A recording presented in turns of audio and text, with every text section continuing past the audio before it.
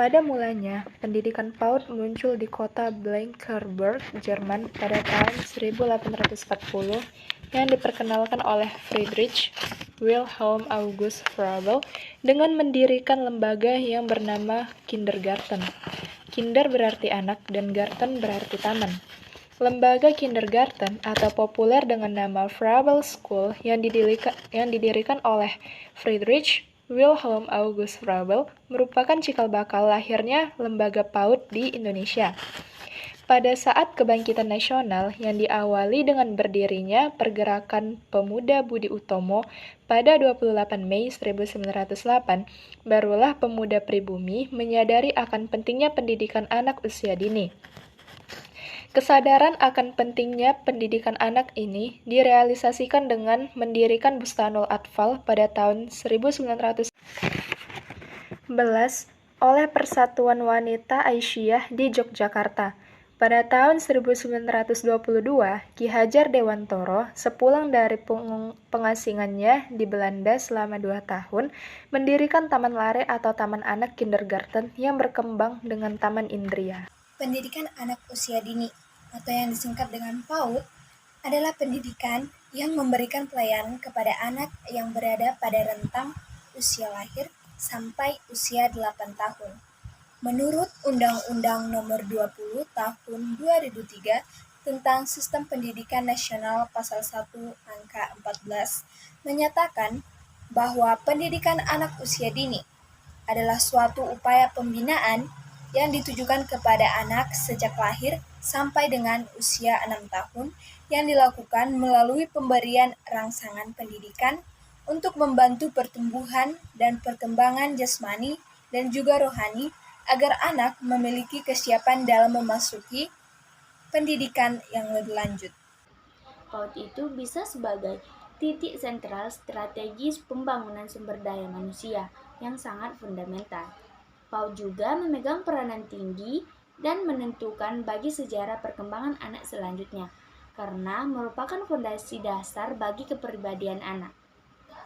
Anak yang mendapatkan pembinaan sejak dini akan dapat meningkatkan kesehatan dan kesejahteraan fisik maupun mental, yang akan berdampak pada peningkatan proses belajar, etos bekerja, produktivitas. Pada akhirnya, anak akan mampu lebih mandiri dan mengoptimalkan potensi yang dimilikinya.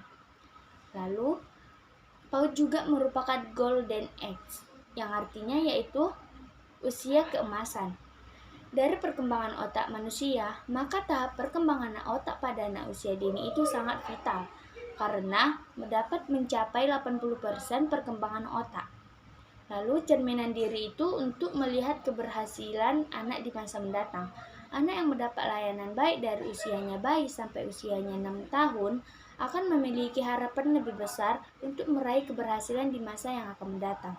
Menurut ahli bernama Susilo 2016, manfaat PAUD antara lain yaitu yang pertama, hampir seluruh aspek perkembangan anak tumbuh dan berkembang lebih baik dibandingkan dengan anak yang tidak masuk PAUD. Yang kedua, anak yang menempuh PAUD terlebih dahulu menunjukkan daya imajinasi, kreativitas, inovatif, dan produktivitas lebih tinggi dibandingkan dengan anak yang tidak menempuh PAUD terlebih dahulu. Yang ketiga, pendidikan yang diberikan sejak dini berpengaruh signifikan terhadap perkembangan otak, kesehatan, kehidupan sosial dan ekonomi, serta kesiapan anak untuk melanjutkan ke jenjang sekolah selanjutnya. Yang keempat, mengurangi pengulangan kelas saat di kelas 1 SD dibandingkan dengan anak yang tidak masuk PAUD. Yang kelima, anak yang mengikuti PAUD menjadi lebih mandiri, disiplin, dan mudah diarahkan untuk menyerap ilmu lebih optimal dibandingkan dengan anak yang tidak pernah mengikuti PAUD. Jadi, dapat disimpulkan bahwa manfaat bagi anak masuk PAUD adalah untuk mengembangkan seluruh aspek pertumbuhan dan perkembangan anak, di mana anak yang menempuh PAUD dapat menunjukkan daya imajinasi, kreativitas, inovatif, dan produktivitas yang lebih tinggi, serta lebih mandiri dan disiplin dibandingkan dengan anak yang tidak pernah mengikuti PAUD.